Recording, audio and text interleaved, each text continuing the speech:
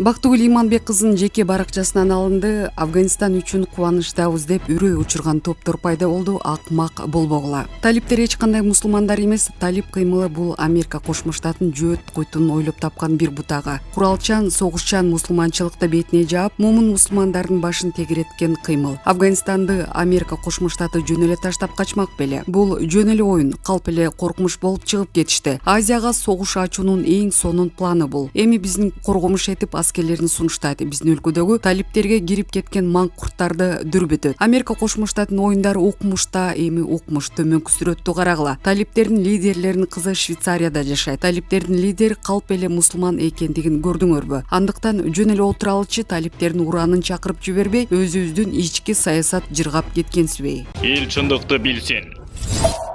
Текебаев Темир Сариевдин камалышы боюнча эми гана үн катты. Саясатчы Өмүрбек Текебаев мурдагы премьер-министр Темир Сариевдин камалышы боюнча пикирин билдирди. Анын айтымында, Сариевдин сотко чейин шашылып камоонун кереги жок болчу. Эң негизгиси адилеттүүлүк принципти карманып, Темир Сариевдин камакта отурушу жөнүндө оюмду айтууну өзүмдүн парзым деп эсептейм. Мен түрмөдө отуруп кылмыш жаза кодексинин негизги принциптерин жакшы өздөштүрдүм. Сот, прокурор, абактагылар адамдын ким экенине жараша мамиле кылат. Сариев көрүнүктүү коомдук ишмер, жигитти намыс коюнду камыш өлтүрөт дегендей, анын намысты бийик тута турган статусу бар. Сариев шектелип жаткан кылмыш 2012 жылкы болгондуктан далилдерди жок кылуу мүмкүн эмес. Анткени баары документтештирилген жана коомдук мейкиндикте ачык айтылган. Жокко чыгарып же бурмалоо болбойт. Ошентип Темир Сариевдин өздүгүн эске алуу менен сотко чейин шашылып, камоонун кереги жок болчу. Эгер күнөөсү болуп, сотто далилденсе, анда жооп берет. Сот кандай чечим чыгарып, кандай жазага тартса, ошону тосуп алышы керек. Жакында Сариевдин баш коргоо чарасы каралат. Сот жогорудагы жагдайларды эске алышы зарыл, деди Текебаев. Эске сала кетсек, 3 август күнү мурдагы премьер-министр Темир Сариев кармалган. УКМК Сариев экономика министри. Ошол эле учурда мамлекеттик комиссиянын төрагасы болуп турган учурда Кумтөр кенинин ишинен экологияга келтирген чыгымдын суммасын азайтып койгон деп шектелүүдө. Темир Сариев 1 май райондук сотунун 4 августтагы чечими менен 30 сентябрга чейин УКМКнын убактылуу кармоочу жайына киргизилген. Булак говорит ТВ. Эл чындыкты билсин. Бакир уулу талиптер Кытай менен жакындашат. Кытай, СССР, Америка Кошмо Штаты, НАТО менен биргеликте Афганистанга кирип эмне болгонун көрдү. Ошондуктан алар талибандар менен саясат жүргүзүүгө аракет кылып жатат. Бул экономикалык агрессия, бул согуш ачуу эмес. Башкача айтканда, экономикалык жардам көрсөтүү аркылуу өзүнө каратып алуу. Мындай пикирин Жогорку Кеңештин 5-чакырылышынын депутаты, мурдагы акыйкатчы Турсунбай Бакир уулу Маралга берген маегинде билдирди. Анын билдирүүсү боюнча, бүгүнкү күндө талиптер эң жакын досубуз Кытай деп ачык айтууда. Булар Кытай менен жакындашат, аны Кытай да, талиптер да ачык айтышууда, деди Бакир уулу. Ошондой эле ал талиптердин башка бул же тигил өлкө менен мамиле куруп кетүүсү боюнча азырынча айтуу кыйын экен. Башка өлкөлөр талибандардын алдында кандай саясат жүргүзө турганын байкоо салып турушканын кошумчалады. Булак, Марал ФМ. Эл чындыкты билсин. Артур Медетбеков: качкындар маселеси чоң коркунуч туудурат. Качкындар маселеси чоң коркунуч туудурат. Мындай пикирин Коопсуздук комитетинин мурдагы төрагасы Артур Медетбеков бүгүн 18 августта Говорит ТВ мультмедиалык агенттигинин Майдан дебатында билдирди. Кыргызстанда 500 Афган студенти жок. Кокус Афганистандагы студенттер өлкөгө качып келип, бул жерден билим алабыз дешсе, анда виза берилет. Ал жакта 2000ге жакын кыргыз жарандары дагы бар. Эгерде алардын тагдыры татаалдаша турган болсо, мекендештерибизди милдеттүү түрдө Кыргызстанга алып келип жайгаштыруу менен аларга көңүл бурушубуз керек. Ал эми качкындар Өзбекстан, Түркмөнстан сыяктуу өлкөлөрдөн өтсө, бизге дагы келиши мүмкүн. Себеби Тажикстан, Өзбекстан менен биздин өлкөнүн ортосунда визалык режим жок, оңой эле өтүп кетсе болот. Келгенден кийин качкынбыз деген жүйө менен жарандык алууну суранышат. Мисалы бүгүн Кыргызстандагы афганистандык жарандар Бириккен Улуттар уюмунун Бишкектеги кеңсесинин алдында качкын макамын талап кылуу менен митингге чыгышты. Ошол себептүү качкындар маселеси биз үчүн дагы чоң коркунуч туудурат деп билдирди Медетбеков. Буга чейин Кыргызстан Афганистанга гуманитардык жардам катары 500 студенттик виза бергенге жана 1200 качкынды кабыл алууга мүмкүнчүлүк бар экенин кабарлаган. Булак Говорит ТВ. Эл чындыкты билсин.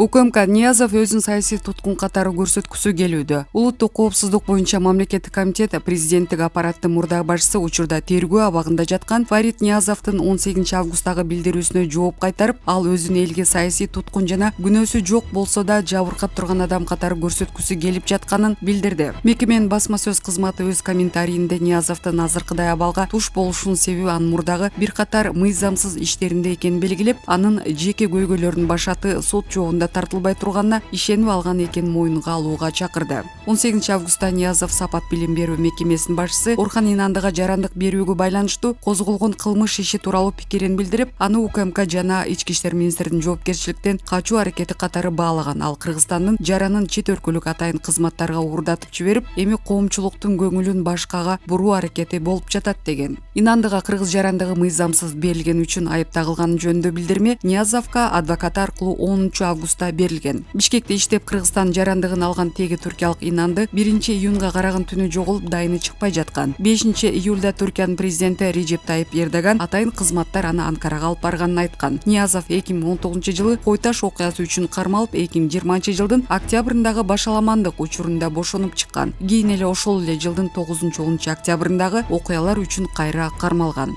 Булак Азаттык. Эл чындыкты билсин.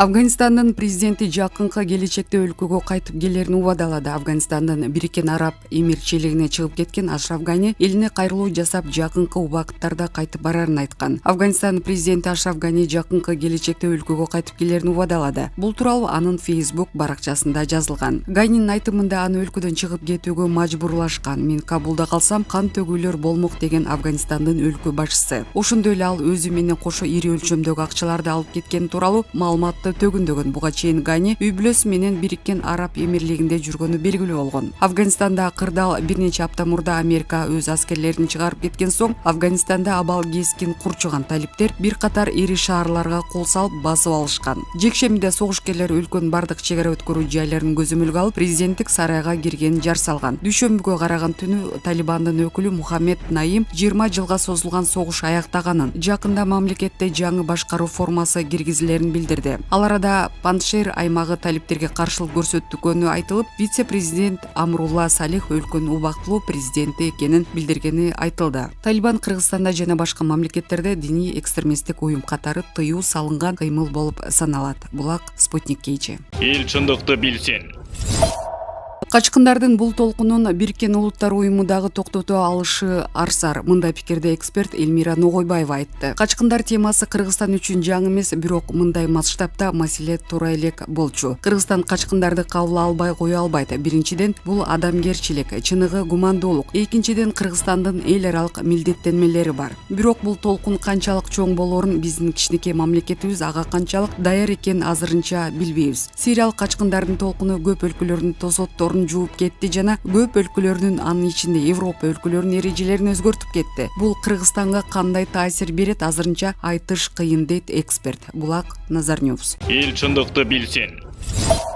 Өзбекстан чек-араны кайтарууда Талибан менен тыгыз байланышта экенин билдирди. Ташкент Оган ички күчтөрүнүн инклюзивдүү өкмөт түзүү жөнүндөгү билдирүүсүн колдойт. Бул тууралуу 17 августта Өзбекстан Тышкы иштер министрлиги кабарлады. Министрликтин билдирүүсүндө Өзбекстан Оганстанда өкмөттүк аскерлердин транзитти жалпы макулдашуунун жана эл аралык укуктун негизинде тынч жол менен ишке ашарына үмүт артып турганын белгилеген. Тышкы иштер министри абалдын бул багытта өнүгүшү жалпы улуттук ынтымакты камсыздап, жана жөндөмдүү өкмөт түзүүгө алып келерине ишенет. Өзбек тарап Оганстан менен салттуу жана ынак коңшулук мамилелердин жана өлкөнүн ички ишине кийлигишпөө принцибинин сакталышын кубаттайт. Маалыматка караганда, бүгүнкү күндө Өзбекстандын Кабул жана Мазарик-Шарифтеги дипломатиялык өкүлчүлүктөрү кадимки режимде иштеп жатат. Өзбек тарап чек-араны коргоо жана чек-арага жакын аймактарда тынчтыкты сактоо маселелери боюнча Талибан кыймылынын өкүлдөрү менен тыгыз байланышта. Биз мындан тышкары мамлекеттик чек-араны бузуп өтүү аракеттерине Өзбекстандын мыйзамдарына ылайык катуу чара көрүлөрүн билдиребиз деп айтылат Тышкы иштер министрдин маалыматында. Бул арада министрлик Оган атка минелердин Өзбекстанга качып киргени жөнүндөгү маалыматтарды четке какты. Буга чейин Ашраф Гани, Абдулла Рашид, Дустум, Атто Мухаммади, Нура жана башка атка минелер Өзбекстанга чыгып кеткени тууралуу кептер тараган. Булак